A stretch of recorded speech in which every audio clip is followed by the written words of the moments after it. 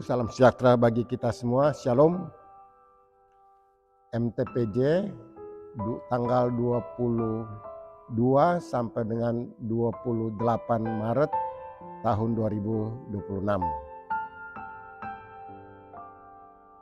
Minggu Sengsara kelima. Pembacaan firman di dalam Injil Matius pasal 26 ayat 57 sampai dengan 67. Sebelum kita membaca dan merenungkannya, mari kita berdoa. Tuhan Yesus, kami bersyukur di ibadah Minggu Sengsara kelima ini kami boleh bersekutu, dan di dalamnya kami boleh memuji, memuliakan Engkau dan membaca serta merenungkan firman-Mu. Kami berharap persekutuan ini tetap kudus dan diberkati oleh-Mu, sehingga apa yang kami baca sebagai firman sungguh dapat dipahami, dapat digumuli dengan pertolongan Roh Kudus, dan dapat dilakukan hanya dengan kuasa-Mu, Yesus Kristus, dalam kehidupan kami sehari-hari. Amin. Matius 26 ayat 57 sampai dengan 67 demikian. Orang-orang yang telah menangkap Yesus membawanya menghadap Kayafas, imam besar. Di situ telah berkumpul ahli-ahli Taurat dan tua-tua. Petrus mengikuti Yesus dari jauh sampai ke halaman imam besar. Setelah masuk ke dalam, ia duduk di antara pengawal-pengawal untuk melihat bagaimana akhir semuanya ini. Imam-imam kepala dan seluruh anggota Mahkamah Agama mencari kesaksian palsu melawan Yesus supaya ia dapat dihukum mati. Tetapi mereka tidak memperolehnya, walaupun tampil banyak saksi dusta. Akhirnya tampillah dua orang yang mengatakan, "Orang ini berkata, aku dapat meruntuhkan bait Allah dan membangunnya kembali dalam 3 hari. Imam besar itu berdiri dan berkata kepadanya, "Tidakkah engkau memberi jawaban atas tuduhan-tuduhan saksi-saksi ini terhadap engkau?" Namun Yesus tetap diam. Lalu kata imam besar kepadanya, "Demi Allah yang hidup, katakanlah kepada kami, apakah engkau Mesias, Anak Allah?" Jawab Yesus, "Engkau telah mengatakannya. Akan tetapi aku berkata kepadamu, mulai sekarang kamu akan melihat Anak Manusia duduk di sebelah kanan yang Maha Kuasa dan datang di atas awan-awan di langit."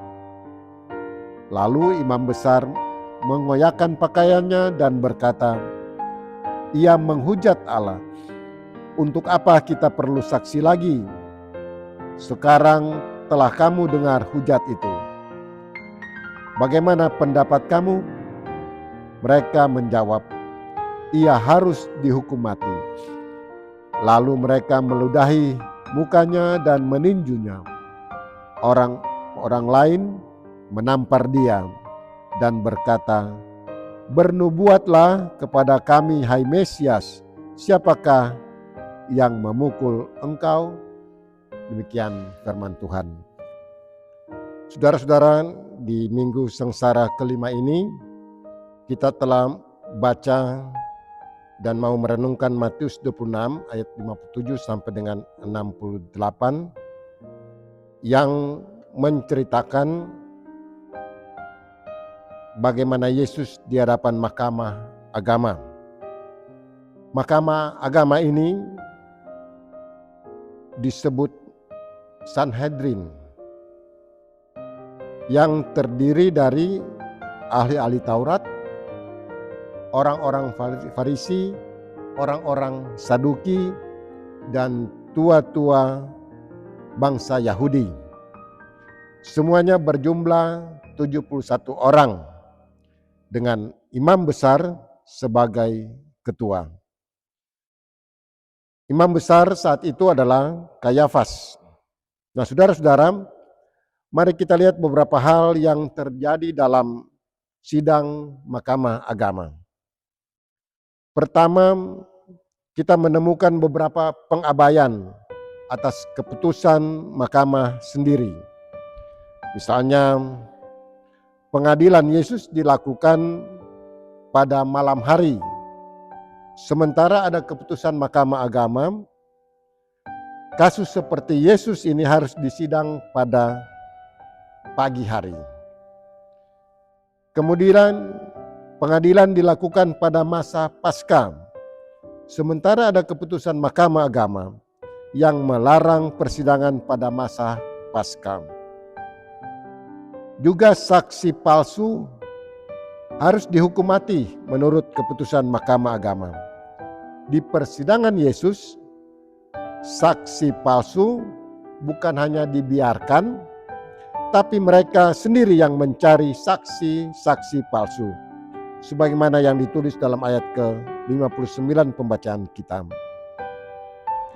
Keputusan Mahkamah Agama, kalau terdakwa diputus tidak bersalah, maka perkaranya boleh diselesaikan dalam 1 hari. Tapi kalau diputus bersalah, maka harus ada selang waktu 1 malam sebelum vonis dijatuhkan. Tujuannya supaya ada waktu untuk ditumbuhkannya belas kasihan di antara para hakim. Saudara-saudara, hal yang kedua yang kita lihat, kesaksian dan tuduhan yang mengada-ada. Sebagaimana ditulis dalam ayat 61 dikatakan, "Aku dapat meruntuhkan bait Allah dan membangunnya kembali dalam 3 hari." Perkataan Yesus di awal pelayanan ini dikutip sebagai tuduhan penghujatan pada Allah dan menjadi penistaan agama. 3 tahun setelah diucapkan baru dipersoalkan. Itu dapat kita baca dalam Matius 21 ayat 12 sampai 13, juga dalam Yohanes 2 ayat 19. Hal ketiga yang kita lihat adalah sikap Yesus. Yesus yang diam. Diamnya Yesus sebenarnya untuk menggenapi nubuat Nabi Yesaya dalam pasal 53 ayat 7 dikatakan begini. Dia dianiaya, tetapi dia membiarkan dirinya disakiti dan tidak membuka mulutnya seperti anak domba yang dibawa ke pembantaian. Seperti induk domba yang keluh di depan mereka yang menggunting bulunya. Ia tidak membuka mulutnya. Saudara-saudara, ini yang dapat kita pahami berkaitan dengan sikap diamnya Yesus, karena Yesus mau menggenapi apa yang telah dinubuatkan dalam Yesaya 53 ayat 7 ini. Kemudian Yesus membuka mulutnya sebenarnya untuk mengkonfirmasi bahwa benar dia adalah Mesias, anak Allah.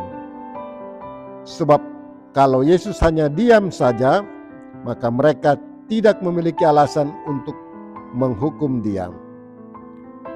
Karena itu kita pahami bahwa benar Yesus dalam kesadarannya yang utuh, Yesus tetap rela dan taat pada Bapa di sorga bahwa ia harus dihukum mati. Saudara-saudara, dalam perenungan kita di Minggu Sengsara kelima ini, ada 3 hal yang telah kita lihat. Jangan mengabaikan apa yang telah kita sepakati untuk tujuan atau untuk maksud tertentu. Harusnya kita memenangkan maksud Tuhan dalam segala hal dan dalam segala keadaan. Kemudian kita juga mengingat-ingat atau kita juga suka mencari-cari alasan atau mencari hal-hal untuk mempersoalkan hal di masa lalu baru dipersoalkan di masa sekarang. Hal-hal yang telah kita maafkan, kita ungkit-ungkit lagi untuk mencari kesalahan dan menyalahkan orang.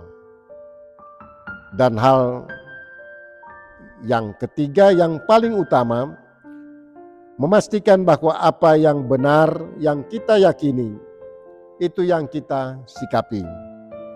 Kita meyakini bahwa Yesus harus dihukum mati, maka kita nyatakanlah sikap iman ini dalam perilaku, dalam perkataan, dalam perbuatan kita sehari-hari, bahwa kita telah mati, tapi juga kita telah bangkit. Kita juga harus turut mati dan kita juga turut bangkit dan memastikan bahwa hidup kita telah dibaharui oleh kuasa Roh Kudus. Kita semakin memaafkan, kita semakin mengampuni, kita semakin mengasihi, kita semakin menyayangi satu dengan yang lain. Dan nyatakanlah pertumbuhan itu dalam keberadaan kita, dalam keseharian kita. Tuhan Yesus memberkati kita. Amin. Mari kita berdoa. Terima kasih Tuhan untuk firman-Mu. Kami percaya Roh Kudus akan selalu bekerja atas apa yang kita telah yakini. Kami percaya kuasa-Mu akan selalu meneguhkan dan memastikan bahwa itu semua membaharui hidup kita sekarang dan untuk selama-lamanya di dalam kemurahan Tuhan Yesus. Haleluya. Amin.